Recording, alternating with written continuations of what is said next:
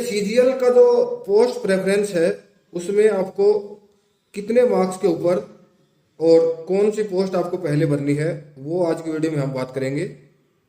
ये वीडियो देखने के बाद आपको यूट्यूब पे कहीं पे भी दोबारा वीडियो देखने की जरूरत नहीं पड़ेगी, ये मेरी गारंटी है। बस वीडियो को विदाउट स्किप किए एंड तक देखना है। एक बार समझ ना आए तो दो बार देखना, तीन बार देखना। कुछ डाउट है उसके बाद भी तो आप हमें टेलीग्राम में कॉन्टैक्ट कर सकते हैं। टेलीग्राम का लिंक वीडियो के डिस्क्रिप्शन में है।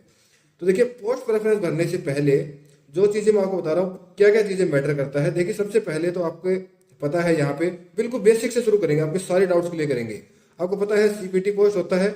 अच्छा, हैंड राइटिंग में मत जाना, हैंड राइटिंग मेरी बहुत बेकार है, इतनी खराब है कि डॉक्टर भी नहीं पढ़ सकते। तो थोड़ा सा आप मैनेज कर लेना, मैं अपनी तरफ से बोलता भी रहूंगा, जो मैं लिखूंगा, सो दैट आपको समझ आए। आपको पता है 3 टाइप का पोस्ट होता है, सीपीटी, डैश्ड और ऑल अदर पोस्ट।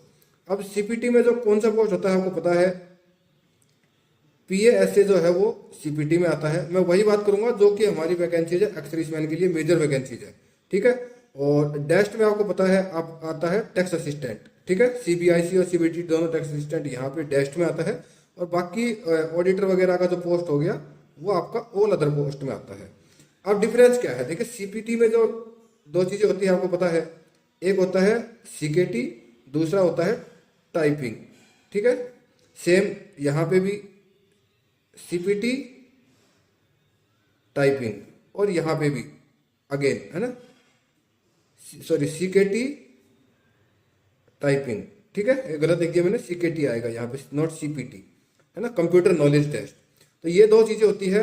अब आप जब भी पोस्ट प्रेफरेंस फिल करते हो, आपके जो टोटल मार्क्स है ना, टोटल मार्क्स कितने आपके आए हैं, अभी रो स्कोर कितना है या फिर नॉर्मलाइजेशन कितना है, वो मैटर करने से पहले ये 2 चीजें बहुत मैटर करती है। कैसे, मैं समझाता हूँ। पीएएसए में जो आपका कंप्यूटर नॉलेज टेस्ट है वो मिनिमम, देखिए मिनिमम 21 मार्क्स है आउट ऑफ 60। ये मिनिमम है, नो कोई कट ऑफ नहीं है, क्वालिफाइंग है। इससे ज्यादा एसएससी चाहे तो कट ऑफ रख सकती है, इससे कम अगर है तो आप क्वालिफाई ही नहीं होगे, आपका पेपर चेक नहीं होगा, क्लियर कर लीजिए। अगेन टाइपिंग में यहाँ पे देखिए 7% एरर अलाउड है। आप यूट्यूब पे जितनी ज्यादा वीडियो देखेंगे कंफ्यूजन उतना ही ज्यादा होगा। एक एक्स-सर्विसमैन वीडियो बना रहा था, उसमें इन्होंने यहाँ पे देखिए मिनिमम यहाँ पे 12 मार्क्स बताए हुए थे पीएसए में, और टीए में 21, उल्टा कर दिया था। आप कहीं भी वीडियो में देखो, this is officially from SSC, आप ये समझ लो। डैश्ड पोस्ट जो जिसमें टैक्स असिस्टेंट आती है, उसमें जो सीकेटी रहता है वो रहता है मिनिमम 12 मार्क्स, यहाँ पे 21, यहाँ पे 12, बट टाइपिंग सेम रहता है, 7% एरर, ठीक है। ऑडिटर में जो कंप्यूटर नॉलेज टेस्ट रहता है वो अगेन मिनिमम 12 मार्क्स, और जो टाइपिंग रहता है वो यहाँ पे देखिए 30% एरर अलाउड रहता है। आप ये समझ लीजिए, ये 3 चीजें अगर आपको समझ में आ गई, सीपीटी, डैश्ड और ऑल अदर पोस्ट में क्या डिफरेंस है, तो आप आराम से पोस्ट प्रेफरेंस भर सकते हैं। अब ये तो 3 चीजें कंप्यूटर हो गई। इसके बाद आपका आता है टोटल रो मार्क्स कितने हैं आपको और नॉर्मलाइजेशन मार्क्स कितने हैं, ठीक है। वो तो शायद आपको एसएससी बताएगा नहीं, नॉर्मलाइजेशन रो मार्क्स आपको पता चल गया होगा, बट इसमें भी अभी बहुत सारे क्वेश्चंस को जो है गलत क्वेश्चन थे तो उनको रिपोर्ट किया हुआ, हो सकता है आपके मार्क्स बढ़ जाए, तो वो हमें पता नहीं है, ठीक है। तो ये हमें कंफर्म श्योर नहीं है, बट एक नॉर्मल आइडिया है हम लोगों को। अब यहाँ पे आती है बात कि 2-3 तरह की कैटेगरी होती है जब आप पोस्ट प्रेफरेंस भरोगे। कुछ बंदे होंगे जिनके अब वो 250 होगा, है ना, कंप्यूटर मार्क्स उनके 12 होंगे, और टाइपिंग में उनके 1500 कीवर्ड्स होंगे, की स्ट्रोक्स, ठीक है।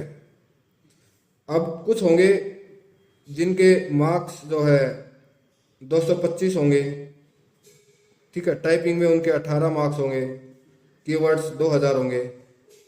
कुछ ऐसे लोग होंगे जिनके की मार्क्स 200 होंगे, कंप्यूटर में 25 होंगे, और टाइपिंग में जो है वो 1800 होंगे। अब ये देखिए 3 तरह की कैटेगरी बन गई हमारे यहाँ पे, ठीक है।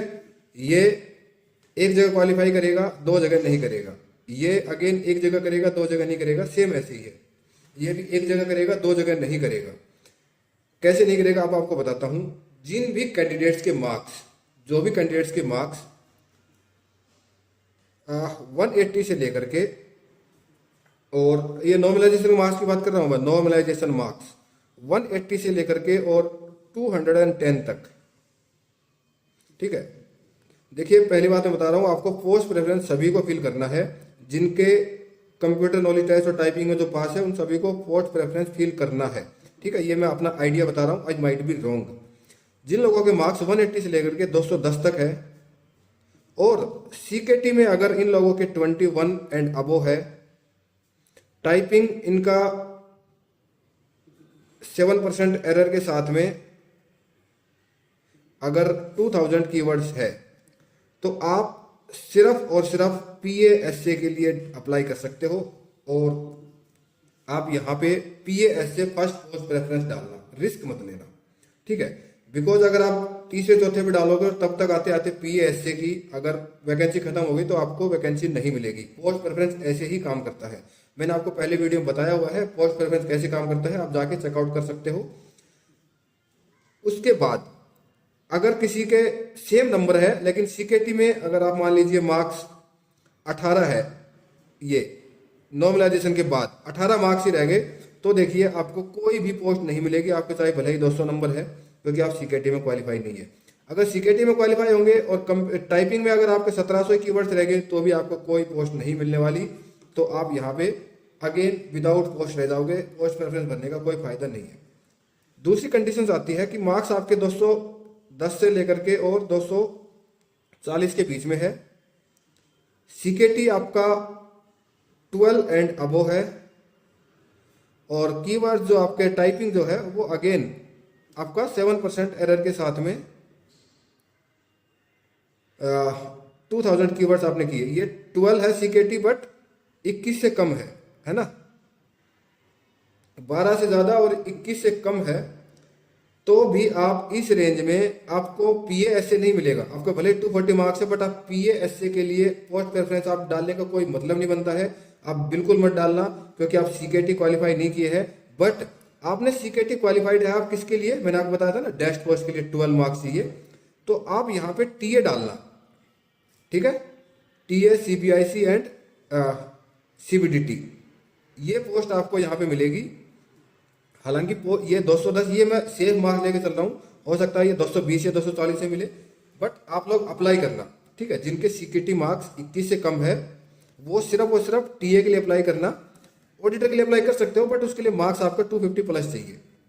बट अगर सेम कंडीशन में बताऊं, यही मार्क्स आपके सीकेटी में 12 से ज्यादा 21 से कम है, लेकिन टाइपिंग में अगेन आप 1700 है, तो आप ये मान लीजिए आप 240 मार्क्स होने के बाद भी आपको कोई पोस्ट नहीं मिलेगी।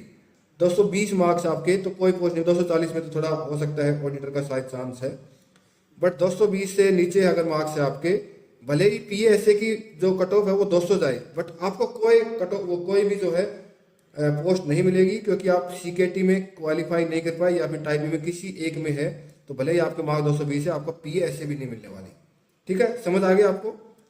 सीकेटी कंप्यूटर नॉलेज टेस्ट में अगर 21 एंड अबो है और मार्क्स आपके 210 से कम है तो आप PASA के लिए जाना पोस्ट प्रेफरेंस में। बट मार्क्स आपके 240 तक है लेकिन सीकेटी में आप 21 से कम है तो आप TA के लिए जाना, आप TA के लिए एलिजिबल हो, PASA के लिए एलिजिबल नहीं हो। सेम टाइपिंग में अगर आपके 7% एरर के साथ 2000 कीवर्ड्स है तो आप PASA और TA दोनों के लिए एलिजिबल हो। अब ऑल अदर पोस्ट की बात करते हैं, तो ऑल अदर पोस्ट में आप ये मान लीजिए अब वो 240 वाले, ये मेरा अनुमान है, हो सकता है 230 वालों को मिल जाए, आई डोंट नो, बट शायद 240 के ऊपर ही जाएगी कोई भी ऑडिटर की पोस्ट है तो, ऑडिटर या फिर अकाउंटेंट की। तो अब वो 240 है, उसमें आपका सीकेटी अगर 12 से 21 के बीच में है, ठीक है। टाइपिंग भले ही आपका बिलो 1800 या 17 अप टू, आप ये मान लीजिए अप टू 1500, वैसे तो 30% एरर होता है, 1400 तक अलाउड है, पर थोड़ा सा एरर भी आप मान के चलेंगे, एरर मार्जिन लेके चलते हैं, अप टू 1500 तक कीवर्ड्स आपके है।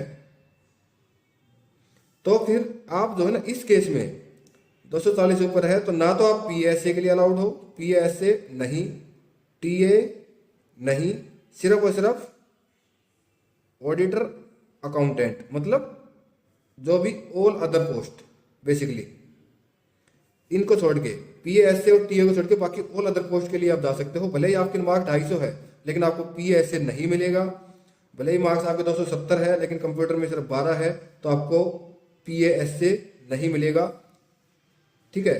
और टीए क्यों नहीं मिलेगा? क्योंकि आपका जो टाइपिंग स्टैंडर्ड है वो आप जो है बिलो डैश्ड है। इसमें आपको पता है 1860 मिनिमम चाहिए 0% एरर के साथ में। तो आपको मैंने तीनों कंडीशन बता दिया। सीकेटी में अगर आप क्वालिफाई कर रहे हो तो कौन सा पोस्ट, अगर टाइपिंग में क्वालिफाई नहीं कर रहे हो तो कौन सा पोस्ट, रो मार्क्स कितने हैं, नॉर्मलाइजेशन कितना है, तो आपको कौन सा पोस्ट प्रेफरेंस भरना है। अब इसके बाद आपको कोई डाउट है तो आप या तो कमेंट करके पूछ सकते हो, या फिर टेलीग्राम का लिंक वीडियो के डिस्क्रिप्शन में है, आप पूछ सकते हो। मेरी तरफ से जो फाइनल सेफ स्कोर रहने वाला है वो मैंने आपको बता दिया है। जो मैं मानता हूँ 200 से लेकर के 220 के बीच में तो शायद बीएसए रहेगा, ठीक है। Plus minus 5 number, plus minus 5 number आप मान सकते हो। 220 से लेकर के 240 के बीच में आपका टैक्स असिस्टेंट रहने वाला है, और 240 से लेकर के 280 के बीच में आपका ऑडिटर एंड अकाउंटेंट, ये सारी पोस्ट रहने वाली है। बाकी जो छोटे मोटे है जैसे कि उसका पासपोर्ट असिस्टेंट का है, वो सब इसी रेंज में आ जाएगा, ठीक है।